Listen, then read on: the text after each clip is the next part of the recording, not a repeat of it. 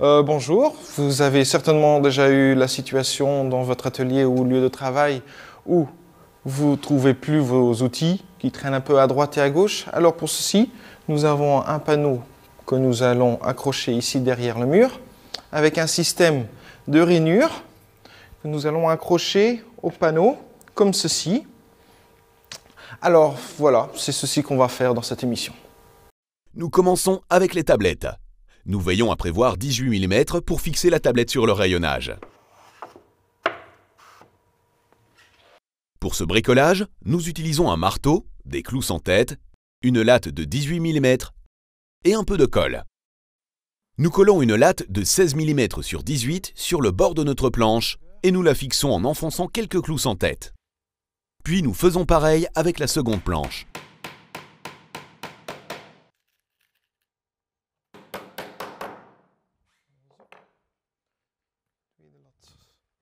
La latte est sciée sur mesure et se pose juste sur le bord de notre tablette. Les dimensions précises se retrouvent sur le plan. Celle-ci est aussi fixée avec des clous sans tête. Alors, très important maintenant, c'est d'utiliser un bout de bois de cette épaisseur-là, parce que 18 mm, ça peut être plus ou même moins. Donc, utilisez toujours ceci.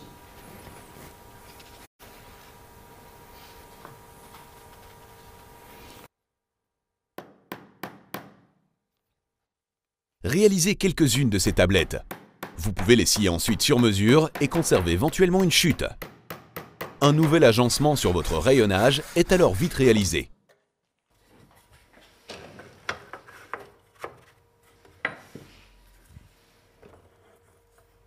Les clous servent surtout pour que les lattes soient bien à leur place. Maintenant, nous allons faire en sorte que la colle prenne bien au panneau. Alors, nous allons tout reprendre. Faire en sorte que le panneau ici est bien complet, donc pas comme ça. À l'intérieur, mettre ça ensemble et nous allons presser le tout. C'est bien pour cela que nous commençons d'abord avec ces lattes avant de faire le panneau.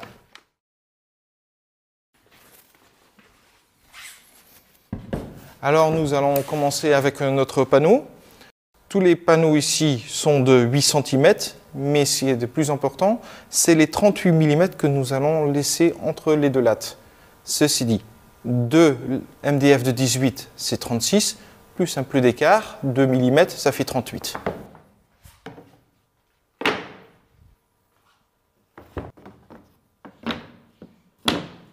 Alors ici, j'ai fait un cadre avec des lattes à 90 degrés. Quand on pose mes deux lattes ainsi, et bien comme ça, il n'y a pas besoin d'équerre. C'est tout de suite juste. Les lattes ont déjà été sciées sur mesure et peuvent maintenant être attachées. Une fois droite, la planche inférieure est fixée à la première planche de base avec de la colle et 2 clous.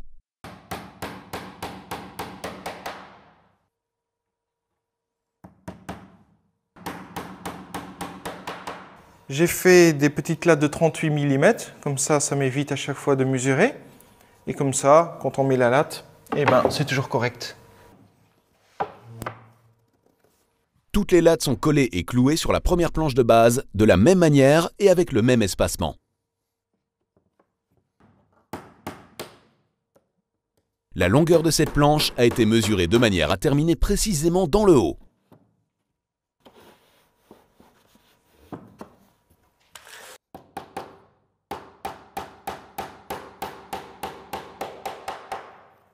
Alors nous allons tout tourner comme ça, nous aurons le coin à 90 degrés de ce côté-là également. Tournez prudemment votre pièce sans forcer. Nous pouvons alors fixer l'autre partie du rayonnage. Étant donné que les planches sont déjà fixées de l'autre côté, nous pouvons faire ceci en une fois de ce côté. Aussi, déposer un peu de colle sur les raccords et glisser les planches à leur place. Mesurez tout avec des lattes de distance et clouez chaque latte.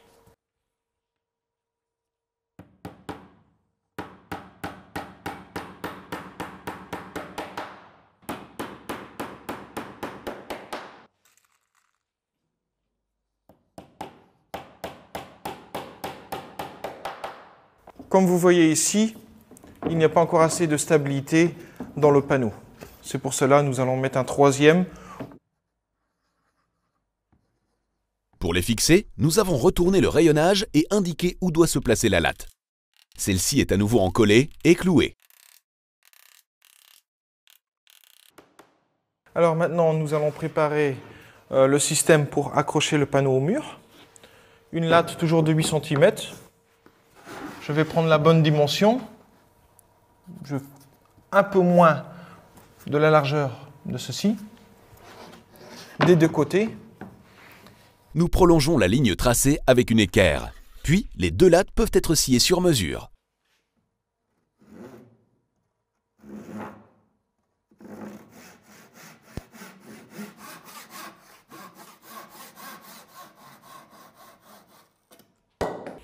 Alors, le système que nous allons utiliser, on va scier deux billets comme ceci.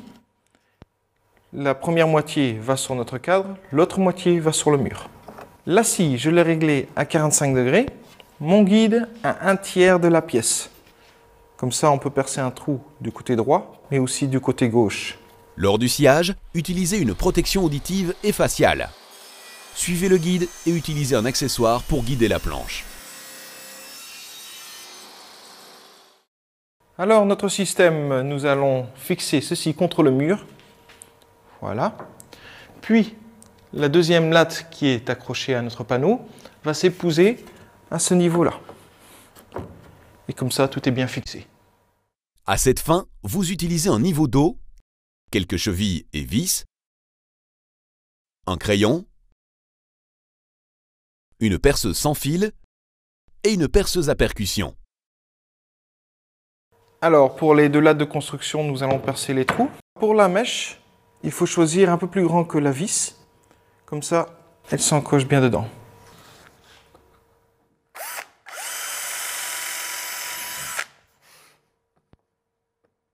Percez les trous à chaque fois équidistants d'environ 20 cm.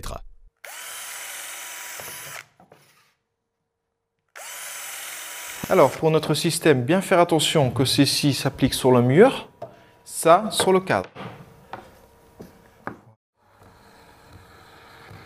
La latte du haut est d'abord fixée au rayonnage avec de la colle à bois. Puis, nous la vissons.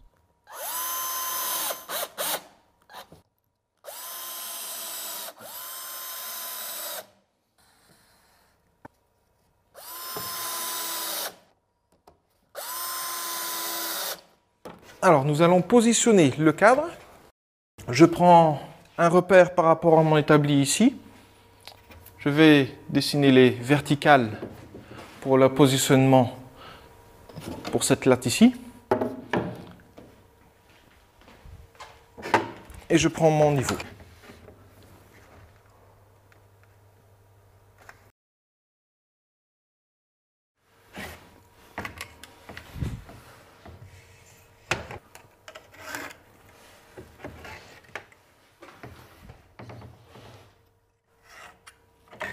Je vais positionner donc la latte pour le mur.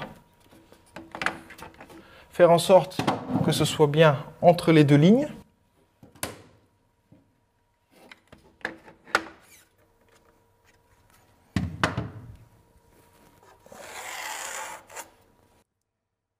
Gardez la latte précisément sur la ligne et percez légèrement avec une perceuse à travers les trous pré-percés de la planche. De cette manière, vous savez exactement où vous devez percer. Nous perçons maintenant les trous avec la perceuse à percussion sur la position marteau. Avec une ramassette, vous enlevez le plus de poussière.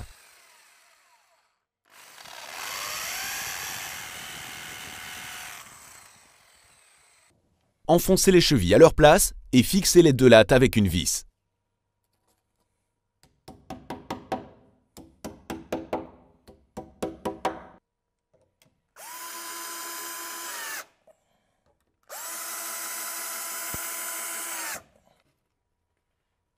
Le rayonnage s'accroche de lui-même derrière la fixation et reste solidement suspendu à sa place. Il est temps de réaliser des planches pour accrocher l'outillage. Entre-temps, elles sont sèches, nous enlevons les serre-joints.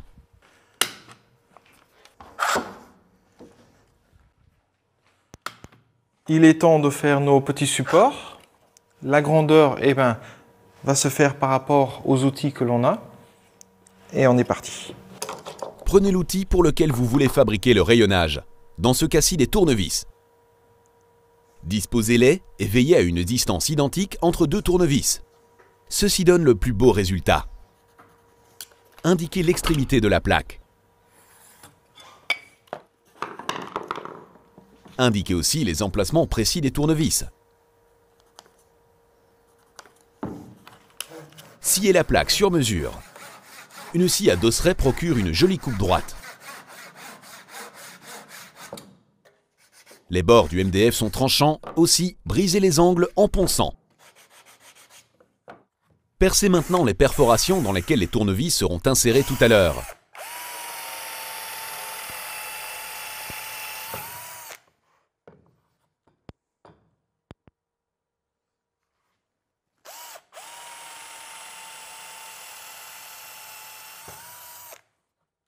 Ajustez le tout et nous choisissons d'emblée déjà un emplacement pour notre première plaque.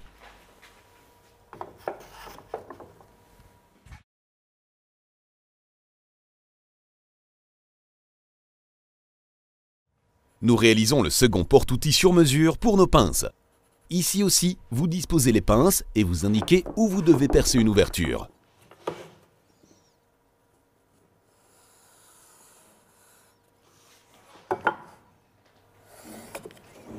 Cette fois, vous avez besoin d'une plus grande ouverture.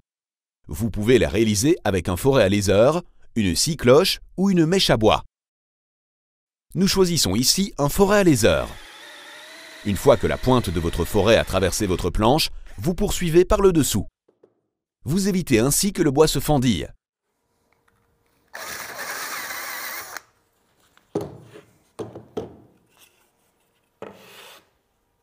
Nous y ajustons les pinces et celle-ci est également prête à l'emploi.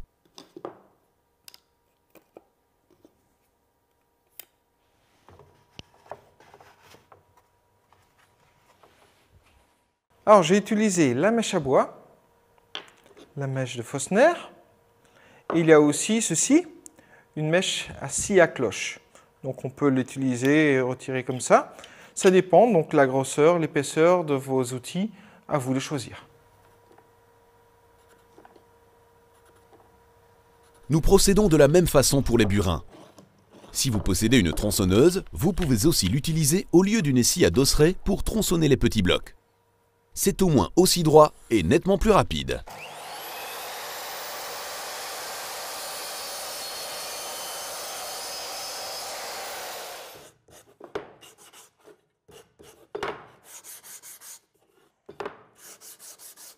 Pour les burins, nous utilisons la scie cloche au lieu du forêt à laser, mais le principe reste identique.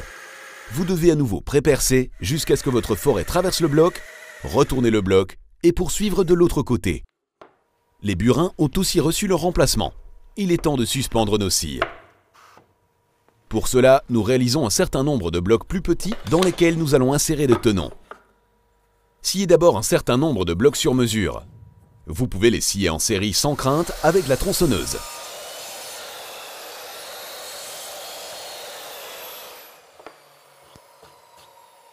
Les blocs où arrivent les scies à bois sont réalisés un peu plus petits, ainsi ils ne ressortent pas devant le reste du matériel.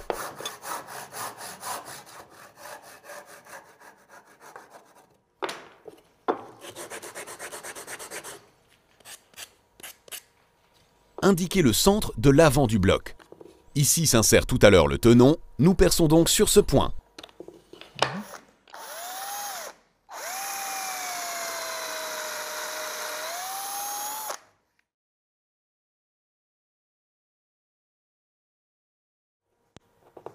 Avec un peu de colle, nous positionnons le tenon à sa place.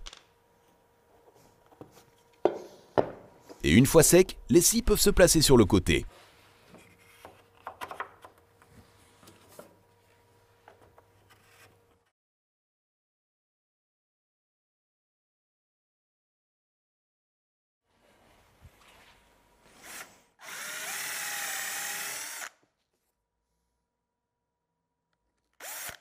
Malheureusement, nous ne pouvons pas suspendre la scie à métaux de la même manière. C'est pourquoi nous réalisons là un système dans lequel s'insère un tenon dans le haut.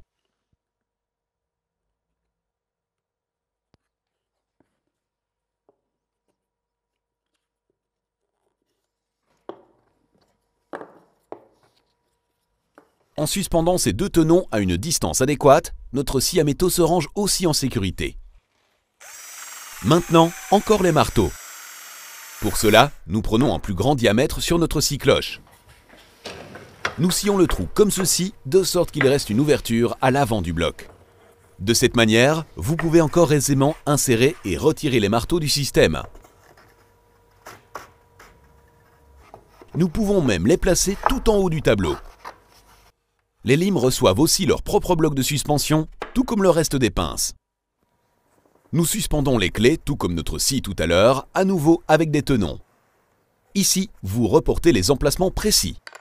Travaillez ici sous un léger angle afin que les clés ne tombent pas.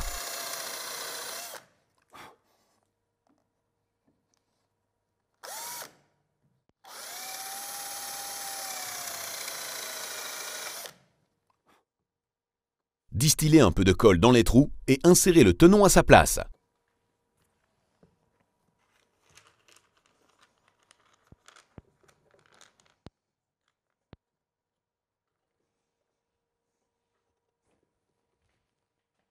Il vaut mieux encore tapoter les tenons afin qu'ils se situent à la même hauteur. Choisissez un bel emplacement pour suspendre vos clés et accrochez-les à leur crochet.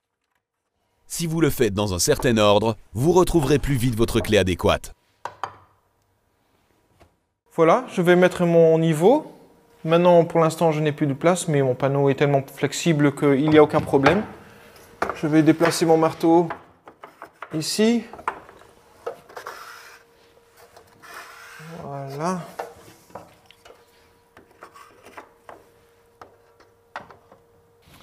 Alors, si vous voulez revoir cette émission, regardez sur dobit.be. Pour moi, je vous revois pour une prochaine émission. Au revoir.